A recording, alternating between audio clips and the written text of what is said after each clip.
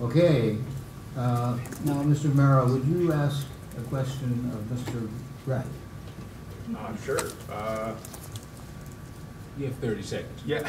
Yeah, feel free to take the time to think about it. You know, I just love to know more about who you are as a person and what, your first 3 legislative proposals on the DC Council. Sure. 1 minute, huh?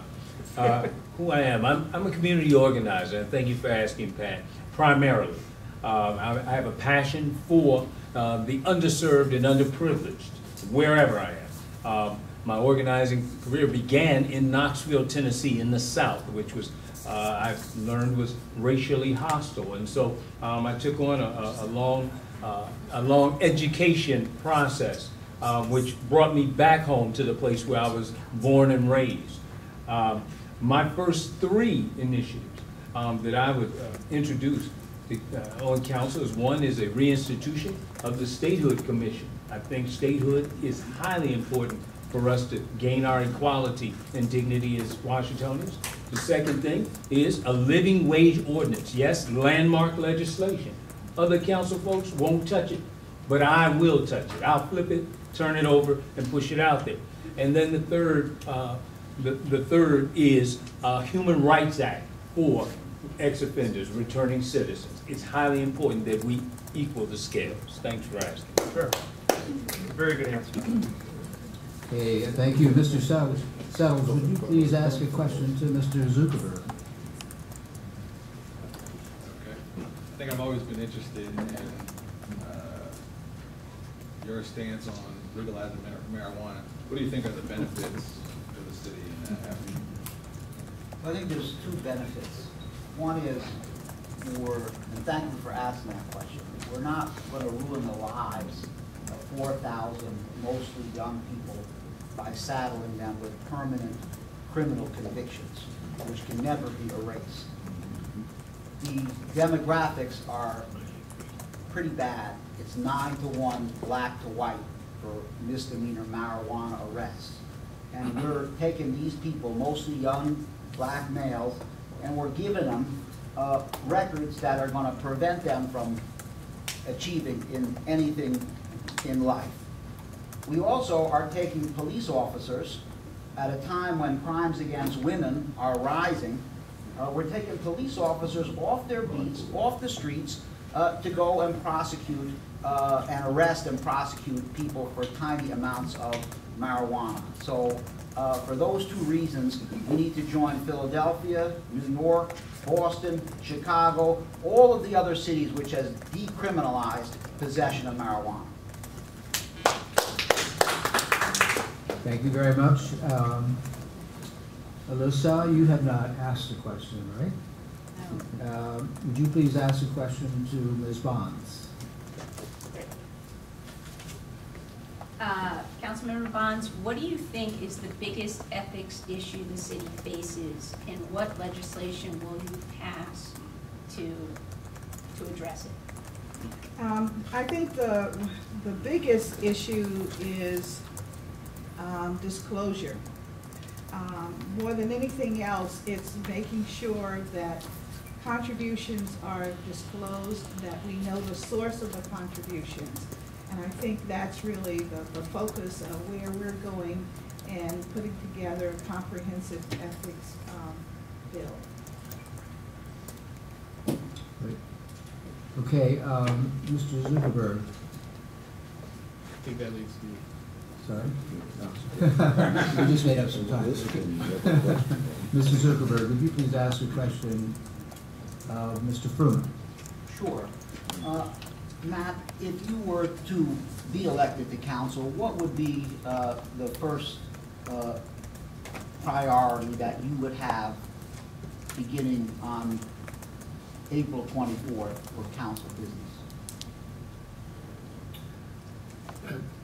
I'm afraid I'd have a couple of priorities. One of them would be education and using the forum of the council to talk about structural issues in education that I think are so important in so many different ways.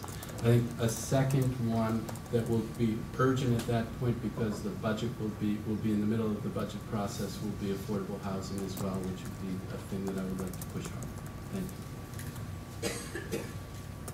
I've had to modify this because Mr. Brown didn't show for this.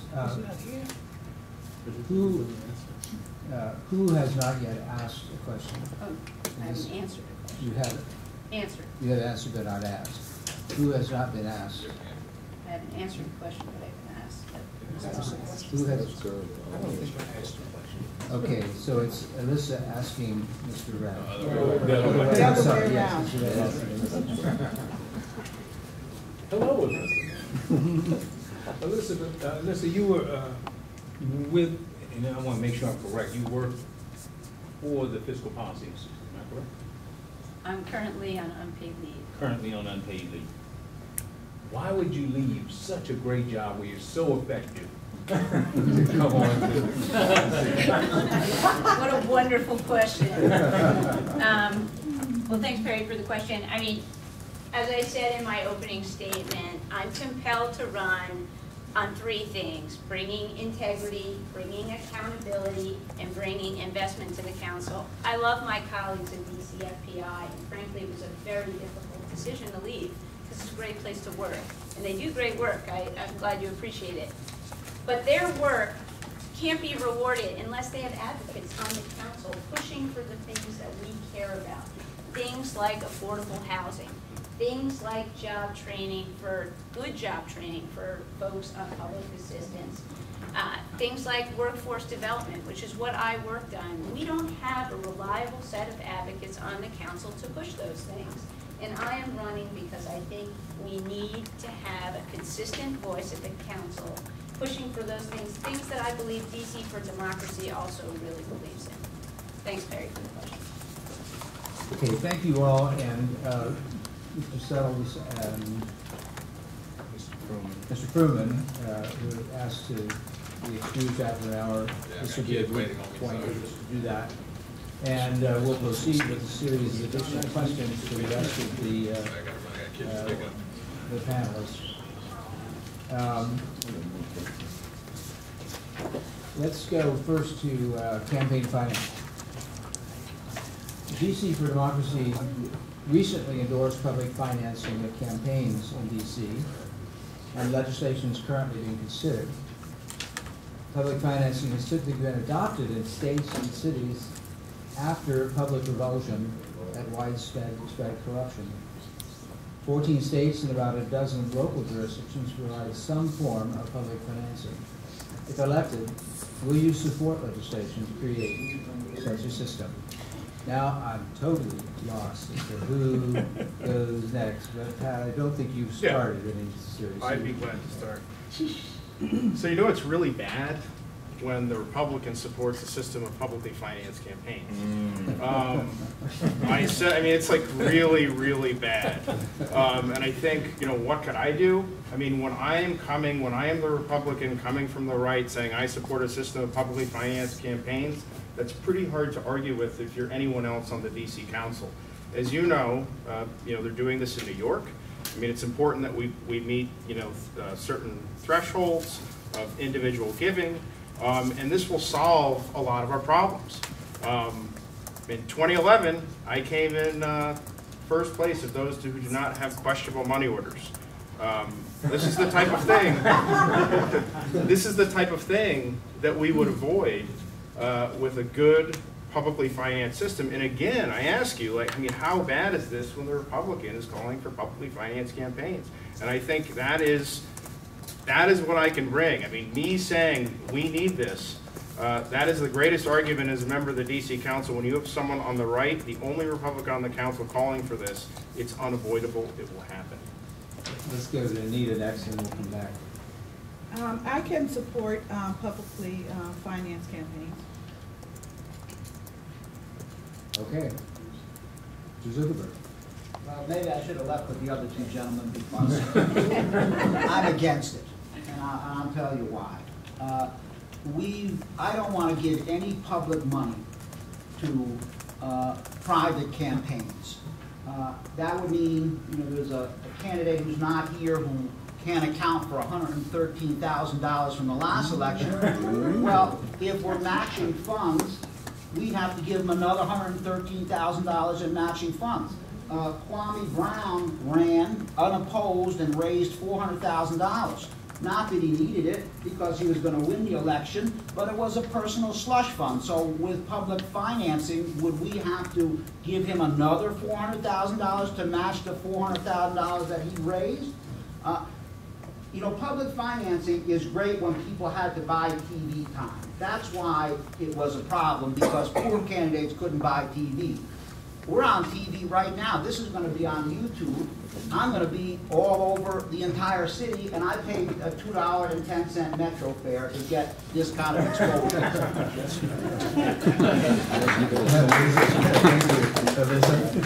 Okay.